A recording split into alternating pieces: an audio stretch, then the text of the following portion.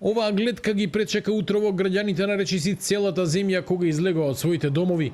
Македонија повторно се гуши во смог. Скопје утрово се најде на второто место во Европа на листата на градови со најзагаден воздух, веднаш зад Сараево. Според податоците на швајцарската апликација IQR, индексот на загаденост во Скопје во 10 часот достигна 154, што значи нездрав воздух и сериозен ризик по здравјето на граѓаните. Екологистите велат дека загадувањето е присутно преку цела година, а не само во зима. Татјана Стојановска од невладината О2 вели дека ништо од договореното лани надлежните од град Скопје не исполниле.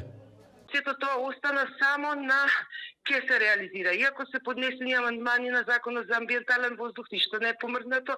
Во однос на правилникот е веќе 6 години стои во место, не се реализира, така што примената на тие мерки е на некој начин закошена. Се надевам дека нова гарнитура во град Скопје ќе најде сили во комуникација со владата да тие пречки се надминат и да овие мерки на некој начин се реализираат, барем за град Скопје.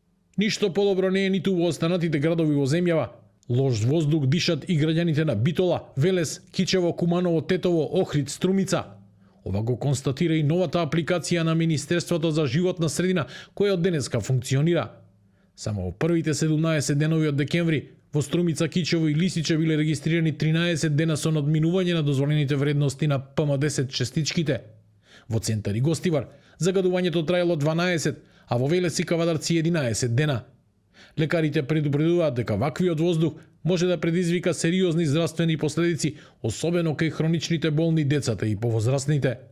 Значи препорачувам секој минута ако има некој слободно време да оди во природа, да оди на планина, онаму каде што малку би можел да продиши чист воздух, каде што не би постоеле оволку PM честички кои што прават алергиски реакции, прават зголемување на астматичните напади, потешки респираторни заболувања и така.